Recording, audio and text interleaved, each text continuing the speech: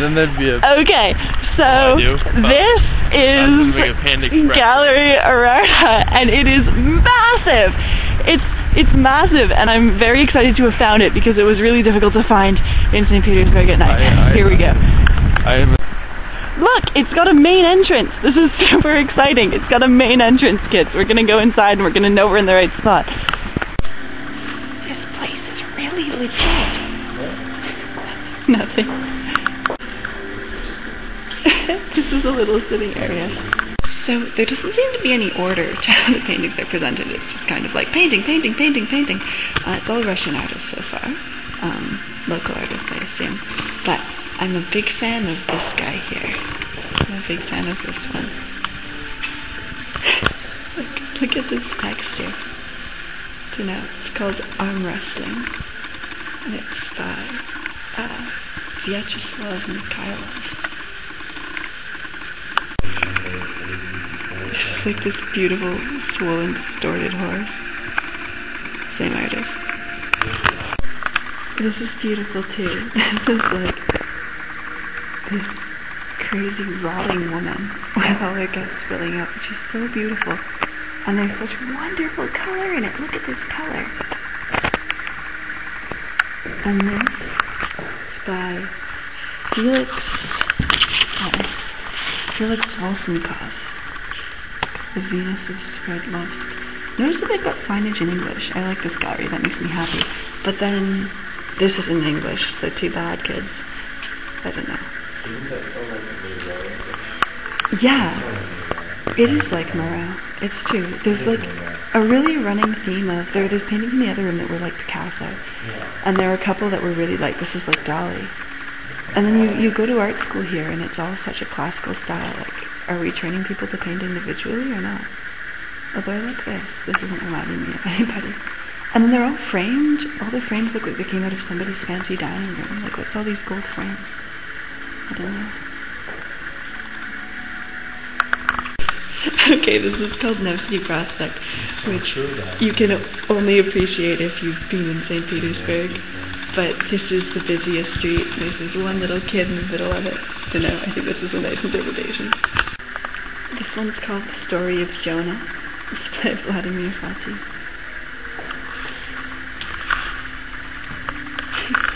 I don't know. I like this. It's a little different.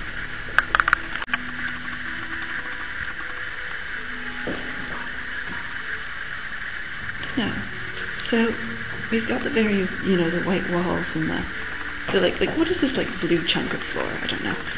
It's a very contrived space, I think. We've got the beautiful, you know, the nice elevator music in the background. But as much as this is a way to experience art in St. Petersburg that makes a lot of sense, and you walk in and there's a person at the desk and like it's easy to find, I'm kind of feeling like I'd almost rather be in one of the galleries where you walk in and you don't know what's going on and you don't know if you're in the right building, because they felt a lot more real than this one does. I am a fan of this though.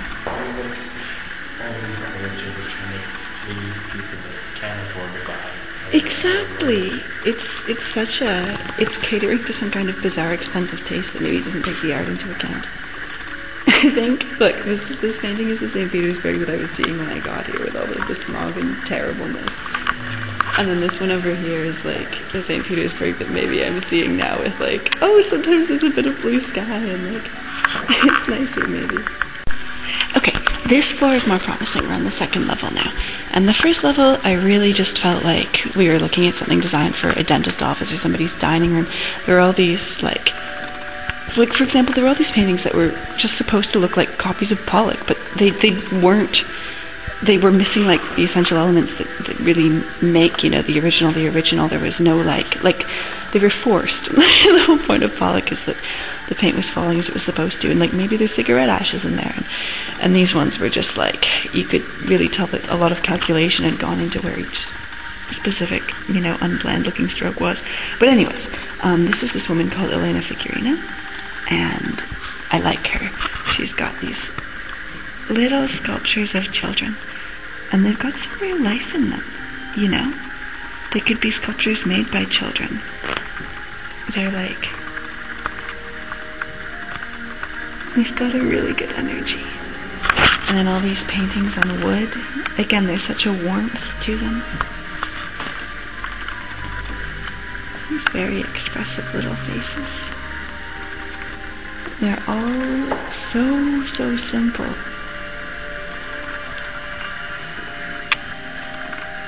This one's called Slaughtering the Pig. So there is that glimmer of hope, but this floor just kind of continues to look like a dentist's office.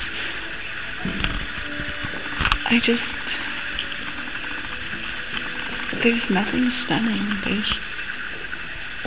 And this music is really getting on my nerves.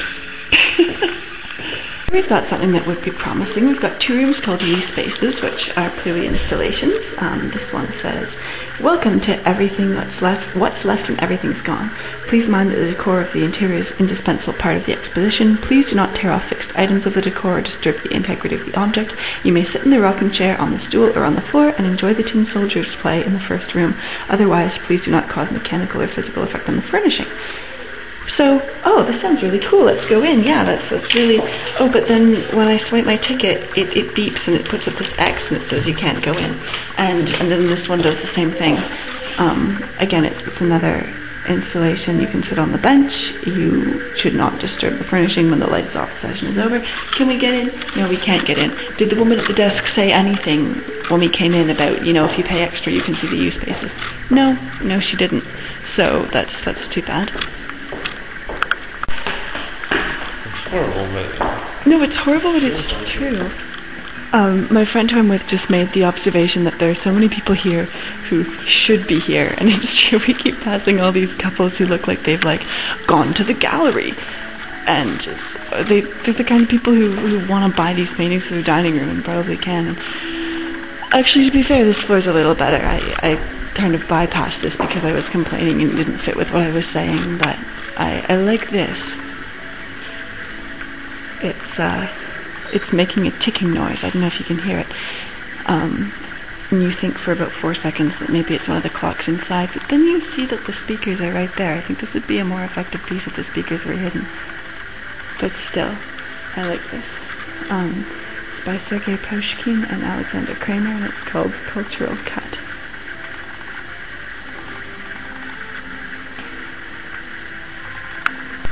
Okay, these ones I legitimately like, and not just because everything else is crap. They're by Sergei Desinov, and he's got feathers in here, and cloth, and insect wings, and these lovely old field guide drawings of plants, and they're just the most delicate collages. They're such a beautiful delicacy to all the drawings of roots and the plant fibers and the small feathers and the biological drawings, and it's the same delicacy as is captured by the computer parts and the dead things and the bones, and it's beautiful. I really like this. I really like this. The music is driving me crazy. Okay, but side note, positive note, around the corner we have videos that are open. Maybe. Well, I'm taking video of 2 girls taking videos of each other. And I realize that these movies aren't supposed to be about my art commentary. They're supposed to be about the galleries and whether they're worth going. But, really, this is not cutting it.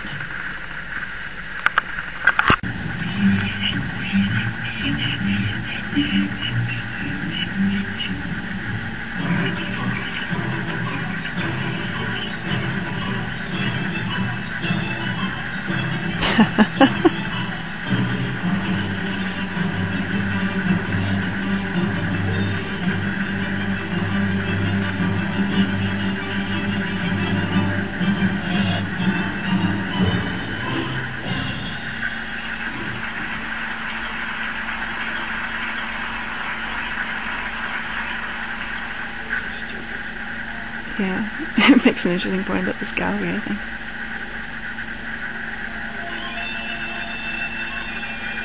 Oh, and then here's Erarta again. Oh my god.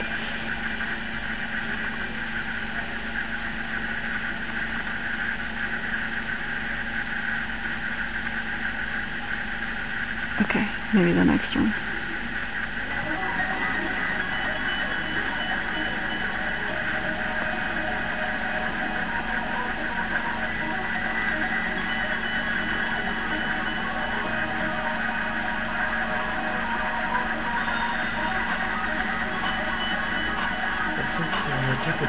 Yeah, it is. This is like the making of everything that's in there. It's just the way that everything is put together and the way that this is filmed and everything is just so bland.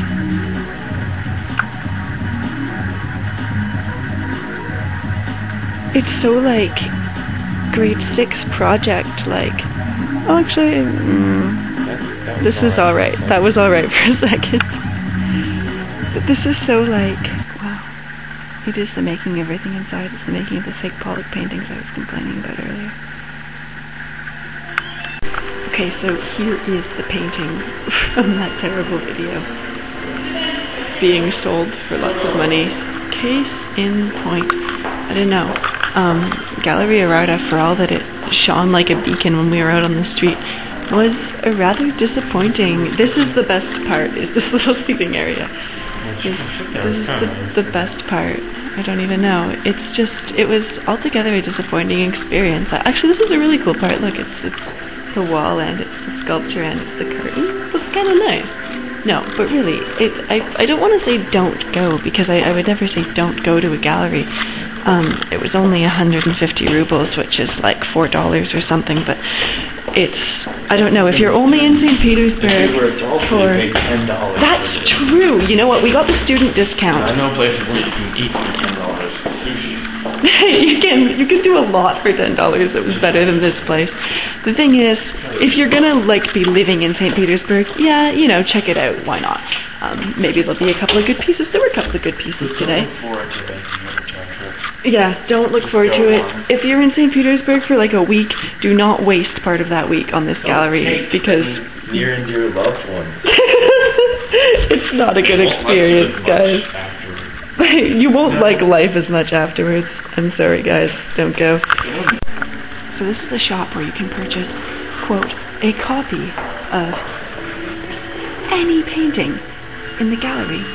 And if you don't believe that, well, don't be alarmed, because, oh, there's only like 19 of this one. What is this? This isn't about art. This is about, oh my god, I don't know. I'm upset by this.